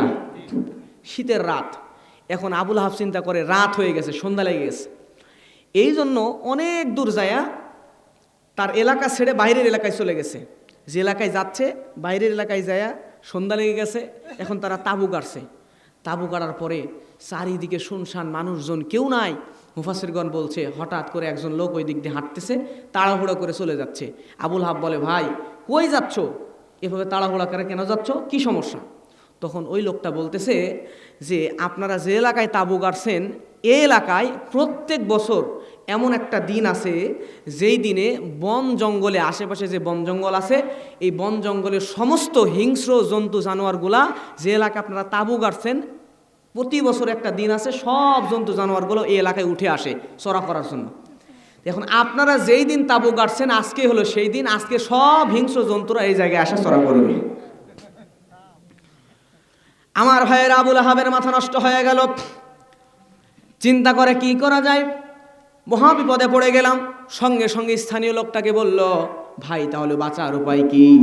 লোকটা বলল, বাঁচার উপায় একটাই, এখন তো দূরে যাওয়ার উপায় নাই, কিন্তু ওই পশু যখন আপনার কাছে আসবে, ওই পশুগুলা যখন হিংস্র জন্তু জানোয়ারগুলো আপনাদের কাছে আসবে, তারা শুধু জীবিত খায়, মৃত খায় না। আপনারা যদি একটু চোখ বন্ধ করে, নাক বন্ধ, নিঃশ্বাস বন্ধ করে মরার অভিনয় করে পড়তে পারেন, নাক দিয়ে শুকে চলে যাবে, আপনাদেরকে খাবে না। কিন্তু যদি কারো মুখের মধ্যে দুর্গন্ধ পায়, জীবিত হোক আর মৃত হোক, তারই আগে কাল্লা ধর থেকে আলাদা করে নিয়ে যায়। মারহাবা বলেন। আমার ভাইয়েরা লক্ষ্য করেন, এইবারে আবুল আহাবের মাথা নষ্ট হয়ে গেছে, কি করা যায়? আমার 2 জন ছেলে উতবা আর উতাইবারে মনে হয় বাঁচাইতেই পারলাম না। আবুল আহাব তাবু গেড়ে সব সৈন্যবাহিনীদেরকে বলছে, তোমরা তোমাদের অস্ত্র শস্ত্র ত্যাগ করো। লোকটা তাড়াহুড়া করে চলে গেল। আর আবুল আহাব তাকায় দেখতেছে, টার্গেট লাইট মারলে যেরকম করে আলো এসে চোখে লাগে, চারিদিক থেকে একটা দুইটা নয়, হাজার হাজার হিংস্র বাঘ, হিংস্র শৃগাল, হিংস্র নেকড়ে, হিংস্র হায়নার চোখগুলো টার্গেট লাইটের মতো তাদের দিকে তেড়ে আসতেছে। জোরে বলেন সুবহানাল্লাহ। এবার আবুল আহাব বলে, এই সৈন্যবাহিনীরা তাড়াতাড়ি অস্ত্র রেডি কর, যুদ্ধ করা লাগবে। আবুল আহাব ডানে তাকায় সৈন্য নাই, বামে তাকায় সৈন্য নাই, সামনে তাকায় সৈন্য নাই, পিছনে তাকায় সৈন্য নাই, তাকায় দেখে 2 ছেলে ছাড়া কেউ নাই, সবগুলো মরার ভান করে জমিনের মধ্যে পড়ে গেছে। ওরা যুদ্ধ করবে কি? নিজে বাঁচলে বাপের না, সবগুলো জমিনের মধ্যে পড়ে গেছে। আমার ভাইয়েরা এবারে আবুল আহাব বেকায়দায় পড়ে গেছে। বরদোয়া দিছে মুহাম্মদ সাল্লাল্লাহু আলাইহি ওয়াসাল্লাম, এখন এই বরদোয়া তো কাজে লেগে যাবে। আর ওই হিংস্র জন্তুরাও হয়তো নবী মুহাম্মদ তার এই কথার শুইনাই আইসা আমার 2 জন ছেলেরে ধরবে, আমার ছেলেদের চেহারা দেখলেই হয়তো চিনে ফেলবে। সঙ্গে সঙ্গেই বোকা আবুল আহাব করছে কি, উতবা উতাইবাকে বলছে, বাবারা কাছে আয়। 2 জনরে বগলের মধ্যে নিয়ে মুখের মধ্যে এরকম করে চাপা দিয়া চেহারাটা বগলের মধ্যে দিয়ে ঢেকে দিছে। এখন মানুষ যখন একটু বেশি পেরেশানিতে থাকে, এরপরে বেশি পরিশ্রম করে, একটু বেশি জার্নি করে, বগলে ঘাম হইলে দুর্গন্ধ কম হয় না, বেশি হয়। আর যারা বদমাইশ, একটু লুচিয়া গুন্ডা, তাদের বগলের দুর্গন্ধ আরো বেশি। কথা কোন ঠিক কিনা? ওই যে বদমাইশ আবুল আহাব, ওই তো বদমাইশ, এমনি বগলের দুর্গন্ধ। ও ভাইরা আমার, ওই আবুল আহাব 2 জন ছেলের বগলের মধ্যে নিচে, জার্নি করা শরীর, তার মধ্যে টেনশন, বগলের দুর্গন্ধ। 2 জন ছেলের মুখ এমনভাবে দুর্গন্ধে ভর্তি হয়ে গেছে। বাঘ আসছে, নেকড়ে আসছে, শৃগাল আসছে, হাইনা আসছে, হাজার হাজার চারিদিকে ঘুরে কাউরে নাই কাউরে কিছু বলে নাই। আবুল আহাবের কাছ থেকে ওই দুইজন ছেলে উতবা আর উতাইবার ধর থেকে কাল্লা আলাদা করে জঙ্গলে নিয়ে চলে গেছে। সুবহানাল্লাহ। দুইজন ছেলের নিয়ে গেছিল সিরিয়ায় বিয়ে দিতে, কাল্লা হারায়া এবার কাঁদতে কাঁদতে বাড়িতে আসতেছে। নবী মুহাম্মদ সাল্লাল্লাহু আলাইহি ওয়াসাল্লামের সঙ্গে বেয়াদবি করছে। আজকেও যদি আপনি আল্লাহর নবীর সঙ্গে কেউ বেয়াদবি করে, আল্লাহ তাআলা দুনিয়াতেই এইরকম গজব দিয়ে দেখায় দিতে পারেন। কথা বলেন ঠিক কিনা? প্রিয় ভাইয়েরা আমার, লক্ষ্য করেন, এইবারে আবুল আহাব বাড়িতে চলে গেছে। বাড়িতে চলে যাওয়ার পরে আল্লাহর নবীকে হত্যার ষড়যন্ত্র শুরু করেছে। আল্লাহর নবীকে কিভাবে ঝামেলায় ফেলা যায়, হত্যা করা যায়, বিভিন্নভাবে নবীকে হেনস্থা করার ষড়যন্ত্র শুরু করেছে। আবার দারওয়ান নাদওয়ান নামক জায়গায় বৈঠক বসেছিল। আল্লাহর নবীর হত্যার বিলে সই পর্যন্ত তারা করেছিল। আর আল্লাহর নবীকে পাথর মারার কারণে আল্লাহ বলছেন তাব্বাত ইয়াদা আবি লাহাবি ওয়া তাব। আল্লাহ বলছেন দুই হাত ধ্বংস হোক, আবুল আহাবের হস্তসমূহ ধ্বংস হোক। হাত কয়টা? জোরে বলেন কয়টা? 5টা। 3টা মন্ত্রিত্বের হাত, আর ডান হাত বাম হাত। কেমনে হাতগুলো ধ্বংস হলো দেখেন। এবার আবুল আহাব যখন ছেলে দুইজন উতবা উতাইবাকে হারানোর পরে বাড়িতে চলে আসলো। আসার পরে রব্বুল আলামিন আবুল আহাবের হাতের মধ্যে এমন একটা মরণ ব্যাধি দিয়ে দিল, তৎকালীন সময় এই মরণ ব্যাধির কোনো চিকিৎসা দুনিয়াতে নামে নাই। কলেরা, পক্স, বসন্ত আছে না, এই কিছু রোগ তৎকালীন সময় ছিল। বর্তমান সময় করোনা ভাইরাস কিছুদিন আগে গেল না, যে করোনা ভাইরাস এমনি জ্বর সর্দি ঠান্ডা সমস্যা হইলে আমরা যাই সালাম কালাম করি, খাবার দাবার দিই। যত বড় ক্যান্সার হলেও আমরা যাই মাথায় হাত দিয়ে দোয়া করে দিই। কথা কন ঠিক কিনা? অথচ কারো করোনা যদি হয় তাহলে ওর কাছে যাওয়া তো দূরে থাকে, ওর বাড়ির কোনো মানুষ সালাম দিতে গেলে আমরা দৌড়ে পালাইতাম। কথা কন ঠিক কিনা? তো ওইটা হচ্ছে করোনা, হচ্ছে নিউ ভার্সন, আর আবুল আহাবের হয়েছিল ওল্ড ভার্সন। করোনা কোয়ালিটির এমন একটা সোয়াসে রোগ, তৎকালীন সময়কার হেকিমরা বলছে, ডাক্তাররা বলছে যে আবুল আহাবের হাতের মধ্যে এরকম দাগ দাগ দাগ দাগ, গুস্ত মাংস সব পচা শুরু করে দিছে। যে এমন অবস্থা, এই আবুল আহাব যদি এই হাত দিয়া একটা কলম ধরে, এই কলম ধরে যদি একটা খাতায় সিগনেচার করে, ওই কলম আবার যদি কেউ ধরে বা ওই খাতা যদি কেউ ধরে, তারও পক্স হবে। এরপরে সে যদি খাবার খাওয়ার জন্য কোনো প্লেটে হাত দেয়, কোনো গ্লাসে পানি খায়, ওই গ্লাস যদি কেউ ধরে, তারও পক্স হবে। মন্ত্রিত্ব ছিল কয়টা? আরো জোরে বলেন কয়টা? 3টা মন্ত্রিত্ব ছিল আমার ভাইয়েরা। এই 3টা মন্ত্রিত্ব থেকে এবারে আবুল আহাব সিগনেচার করত স্বরাষ্ট্রমন্ত্রী। এই স্বরাষ্ট্রমন্ত্রিত্বের যত কাজ কারবার সমস্ত কিছুর জন্য আবুল আহাবের সিগনেচার লাগতো। এরপরে অর্থমন্ত্রী, আর্থিক লেনদেনের রাষ্ট্রের সমস্ত আর্থিক কাজ কারবারের জন্য আবুল আহাবের সিগনেচার লাগতো। এরপরে আবুল আহাব ছিল আইনমন্ত্রী, আইন প্রণয়নের জন্য আবুল আহাবের সিগনেচার লাগতো। এই তিনটা মন্ত্রিত্বের কারণে আবুল আহাবের সিগনেচার ছাড়া কিছুই হতো না।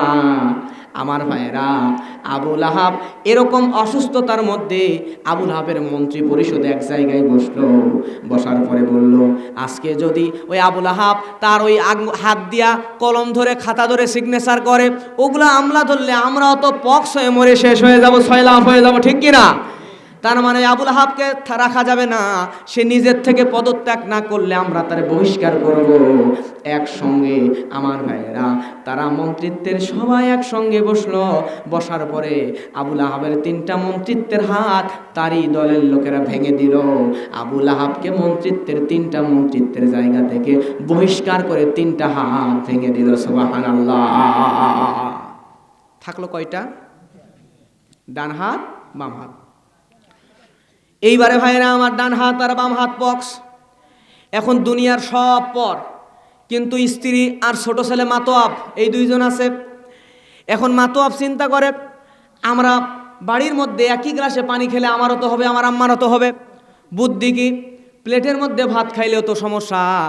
এবার মাতোয়াব আর তার স্ত্রী উম্মে জামিল 2জন মিলে পরামর্শ করছে। আবুল আহাবকে তারই গেটের সামনে দাঁড়ায় রাখছে। দাঁড়ায় কষ্ট হয় ভাই, উঠতেছেন যে 11টা 48 বাজে, আর 12 মিনিট সময় দেবেন? হ্যাঁ, আচ্ছা, আলহামদুলিল্লাহ। আমার ভাইরা লক্ষ্য করেন, কষ্ট হয় না তো? আরেকবার হাত তোলেন, তোলেন তোলেন। আচ্ছা সবাই তোলেন না, তোলেন, তুললে তো ভালো লাগবে। আলহামদুলিল্লাহ, লিল্লাহে তাকবীর, নারায়ে তাকবীর। আলহামদুলিল্লাহ, নামান। আমি তো প্রচণ্ড অসুস্থ, তারপরে কিভাবে কথা বলছি আপনাদেরকে দেখে আমার ভালো লাগতেছে আলহামদুলিল্লাহ, এজন্য আমি কথা বলতে পারতেছি। আল্লাহ মানুষগুলোকে জান্নাতের মেহমান হিসেবে কবুল করুন, জোরে বলেন আমিন। প্রিয় ভাইরা আমার, লক্ষ্য করেন এইবারে আবুল আহাব তার দুইটা হাতের মধ্যে পক্স, এমন পক্স, এমনি উঠতে উঠতে সব দুই হাত একদম পচে যাচ্ছে, খসে যাচ্ছে, এমন অবস্থা, নষ্ট হয়ে যাচ্ছে। এইবারে উম্মে জামিল আর ছোট ছেলে মাতোয়াব তার দুইজন পরামর্শ করার পরে উম্মে জামিল তার স্বামী আবুল আহাবের সঙ্গে আবুল আহাবের নিজের ঘরের সামনে দাঁড়ায় কথা বলছে। আর আবুল আহাব যতই অসুস্থ হোক স্ত্রীর সামনে ভাবসাব নিয়ে হাতটা এমনি পিছনে দিয়ে সেরকম করে ভাব নিয়ে কথা বলতেছে। যদিও অসুস্থ, তারপর হাতটা নিয়ে কোনো মতে এরকম পিছনে দিয়ে রাখছে। স্ত্রীর সামনে হাতটা কই দিছে? পিছনে দিয়ে রাখছে। এইদিকে ছোট ছেলে আগেই পরামর্শ ছিল, মায়ের সঙ্গে বাজারে গেছে, যাইয়া রশি নিয়ে আসছে। আসার পরে এই ছোট ছেলে বাজারে রশিটা নিয়ে ওই রশি পিছন থেকে নিজের ছেলে, নিজের বাবা আবুল আহাবের দুইটা হাত শক্ত করে পিছন থেকে শক্ত করে মোড়া দিয়ে বেঁধেছে। আর উম্মে জামিল ধাক্কা দিয়া আবুল আহাবের ঘরের মধ্যে ঢুকায় দিয়েছে। মাতোয়া বাইর থেকে গেটটা লাগাই দিয়েছে। জোরে বলেন মারহাবা। নিজের ঘরের মধ্যে নিজেই বন্দী। দেখেন আল্লাহ রাব্বুল আলামিন বলছেন, মা আগনা আনহু মালুহু ওয়া মা কাসাব। জোরে বলেন আল্লাহু আকবার। আল্লাহ বলছে সে যা অর্জন করেছে, ধন সম্পদ, টাকা পয়সা, মন্ত্রিত্ব, কোনো কিছুই তার কোনো কাজে আসে নাই। ভাইরা আমার, তিনটা মন্ত্রিত্বের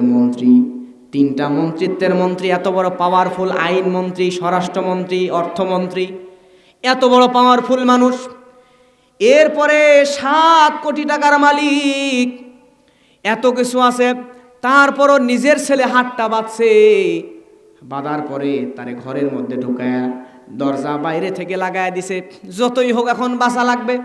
আমাদের সমাজে দেখবেন ওয়ান টাইম প্লেট গ্লাস আছে না নাই, আবার কিছু দেখবেন মাটির থালা বাসন আছে না, কুকুরকে খাবার দেয়, হাঁস মুরগিকে খাবার দেয়, মাটির থালা বাসন বাড়ির সামনে রেখে দেয়, কুকুর হাঁস মুরগি এগুলোকে খাইতে দেয়, আছে না না এরকম। এখন ওরা বুদ্ধি করছে এরকম ওয়ান টাইম কিছু করার, যে খাবার দিয়ে খালি ধাক্কা দিব, কোনো মতে ভিতরে দরজার নিচ দিয়ে ফালাই দেব, ও খাবে। এরকম ওয়ান টাইম প্লেটের ব্যবস্থা করছে, যাতে বের করে আবার হাত না দেওয়া লাগে। হাত দিলেই কি হবে? পক্স হয়ে যাবে, হাত দিলেই ছোঁয়াচে রোগ তৈরি হয়ে যাবে। এজন্য উম্মে জামিল আর ছোট ছেলে মাতোয়াব খাবারগুলা ওয়ান টাইম গ্লাস প্লেটের ব্যবস্থা করে ওই জায়গার মধ্যে দিয়েছে। বোঝানোর জন্য বলছে, বুঝবেন ভালো করে, বুঝতেছেন তো? বোঝানোর জন্য বলছে। এরকম ওয়ান টাইম প্লেটের মধ্যে খাবার দিছে, দিয়ে নিচ দিয়ে ঢাকায় দিছে, দরজার নিচ দিয়ে ফাঁকা দিয়ে ঢুকায় দিছে। এবার আবুল আহাব খাবে, কিন্তু আমার ভাইরা খাবে যে হাত দিয়া, হাত কি খোলা নাকি পিছনে বাঁধা? তাহলে 7 কোটি টাকা আছে, 3টা মন্ত্রিত্বের মন্ত্রী, কিন্তু আল্লাহ বলছেন, প্রথমে বলছেন তাব্বাত ইয়াদা আবি লাহাবি ওয়া তাব, আবুল আহাবের ধ্বংস হোক, আবুল আহাবের 2 হাত ধ্বংস হোক। আমার নবীকে যে আঘাত করলো যে হাত দিয়া, ওই হাত ধ্বংস হোক, ডান হাত ধ্বংস হোক, বাম হাত ধ্বংস হোক, মন্ত্রিত্বের হাত ধ্বংস হোক। মা আগনা আনহু মালুহু ওয়া মা কাসাব, সে যা অর্জন করেছে তা কোনো কাজেই আসবে না। জোরে বলেন আল্লাহু আকবার। নিজের ঘরের মধ্যে 2টা হাত পিছনে বাঁধা, এইবার খাবারগুলো খাবে, হাত দিয়ে খেতে পারে না, কুকুরের মতো, শ্রীগালের মতো এমন করে খেতে হয়। জোরে বলেন মারহাবা। যতই টাকা পয়সা থাক, নবীর সাথে বেয়াদবি করছে, বুঝেন ভালো করে। আজকেও যদি কেউ আল ওয়ালামা ওয়ারাসাতুল আম্বিয়া, নবীর ওয়ারিস আলেমগণ, কথা বলেন ঠিক কিনা? আজকেও যারা বিনা অপরাধে আল্লামা দেলোয়ার হোসেন সাইদি সাহেব সহ আলেমদেরকে জেল দিয়েছে, জরিমানা দিয়েছে, হামলা করেছে, মামলা করেছিল, তারা মনে করেছিল আমরা পার পেয়ে গেছি, আমরাও আশা ছেড়ে দিয়েছিলাম, কিন্তু আল্লাহ সুবহানাহু ওয়া তাআলা 5 তারিখে একদিনে মামু বাড়ি দিল্লি পাঠিয়ে দিয়েছে। কথা বলেন ঠিক কিনা? অতএব আল্লাহ চাইলে সব পারে। আবুল আহাব সে চেয়েছিল যে মন্ত্রিত্বের ক্ষমতা দিয়া, পাওয়ার দিয়া, হাত দিয়া কি যা ইচ্ছা তাই করবে। নবীকে পাথর মারছে, এবার বুঝুক ঠেলা। ঘরের মধ্যে ঢুকে আমার ভাইয়েরা আবুল আহাবের আল্লাহ বলছেন মা আগনা আনহু মালুহু ওয়া মা কাসাবু, তার টাকা আছে, মন্ত্রিত্ব সব থাকার পরেও হাত বাঁধা, খাবারটাও শিয়াল কুকুরের মতো খেতে হয়, খাবার ঠিক মতো খেতে পারে না।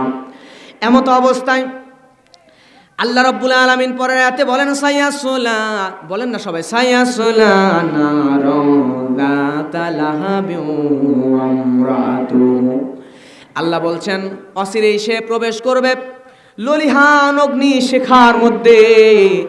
তার মানে এই আবুল আহাব দুনিয়াতে শাস্তি শেষ নয়, পক্স দেয়া হাতগুলো তো পচাচ্ছেই, নবীরে পাথর মারছে, মারা যাওয়ার পরেও আল্লাহ বলছেন অচিরেই মরার সাথে সাথে জাহান্নামের কুকুরে, জাহান্নামের খড়িরে, জাহান্নামের ভিতরে আমি আল্লাহ ঢোকাবো, মরার সাথে সাথে জাহান্নাম। আমার ভাইয়েরা লক্ষ্য করেন, এইবারে আবুল আহাব সে অসুস্থ হয়ে গেল। ওইভাবে আর কয়দিন টয়লেট বাথরুম খাওয়া দাওয়া কয়দিন বাঁচবে? 2-1 মধ্যে আবুল আহাব ওই জায়গায় মরে গেল। জোরে বলেন আল্লাহু আকবার। নিজের ঘরের মধ্যে সব থাকার পরও তার টাকা পয়সা সম্পদ কোনোটাই কোনো কাজে আসলো না, নিজের ঘরের মধ্যে নিজে পড়ে মারা গেল। এমন সময় উম্মে জামিল পাগল হয়ে গেল। উম্মে জামিল চিন্তা করে, যেই মোহাম্মদ বিন আব্দুল্লাহর কারণে আমার স্বামী আবুল আহাব মারা গেছে, আমার 2 ছেলে উতবা উতাইবাকে বাগে খেয়ে নিল, নেকড়েতে নিয়ে গেল, হায়নারা নিয়ে গেল। ওই মোহাম্মদ বিন আব্দুল্লাহকে আমি আর বাঁচতে দিব না, তারে আমি যেমনেই হোক হত্যা করব। উম্মে জামিল এবার খেজুর গাছের পাকানো রশি নিয়ে নবীজিকে হত্যা করবে, নবীজিকে আঘাত করবে খুঁজতেছে। নবীজিকে হত্যা করার জন্য কাবার দেওয়ালের কাছে, কাবার কাছে চলে গেছে। যাওয়ার পরে নবীজি ওই জায়গায় বসা, আবু বকর নবীজির পাশে বসা, আল্লাহর নবী আর আবু বকর পাশে বসা। ওই জায়গায় আল্লাহর নবীর সামনেই আবু বকরকে উম্মে জামিল বলে, রে আবু বকর, তুমি কি মোহাম্মদ বিন আব্দুল্লাহকে কোনো জায়গায় দেখেছো নাকি? একটু চিৎকার দিয়ে বলেন সুবহানাল্লাহ। এই যে আমি বসে আছি, সভাপতি সাহেব বসে আছেন পাশাপাশি, আমার কাছে আইসা বলতেছে যে সভাপতি সাহেবকে দেখেছেন? আসলে সভাপতি সাহেব পাশে আছে, কিন্তু উম্মে জামিল দেখতে পাচ্ছে না। কেন পাচ্ছে না? আল্লাহ তাআলা কোরআন মাজিদের মধ্যে বলছেন, সূরা বানী ইসরাঈলের 45 নম্বর আয়াত, আল্লাহ বলেন ওয়া ইযা ক্বরাআতাল কুরআনা জাআলনা বাইনাকা ওয়া বাইনাল্লাযীনা লা ইউমিনুনা বিল আখিরাতি হিজাবাম মাসতুরা। চলে বলেন আল্লাহু আকবার।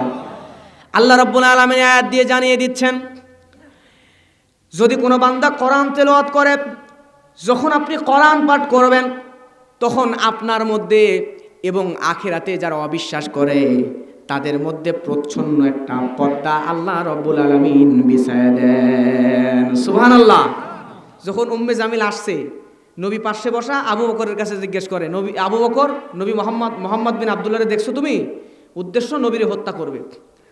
এমতো অবস্থায় নবীজি কোরআন তেলাওয়াত করছিল, আর আখিরাতে অবিশ্বাস করে উম্মে জামিল, তার মাঝখানে উম্মে জামিল আর নবীর মাঝখানে আল্লাহ একটা পর্দা দিছে। এই পর্দার কারণে পাশেই বসা নবী কিন্তু নবীজিকে উম্মে জামিল দেখতে পায় না। সরে বলেন সুবহানাল্লাহ। প্রিয় ভাইরা, এবার নবীকে হত্যা করতে আইসা উম্মে জামিল কি করলো কাণ্ড, শেষ পর্যন্ত শুনতে চান আপনারা?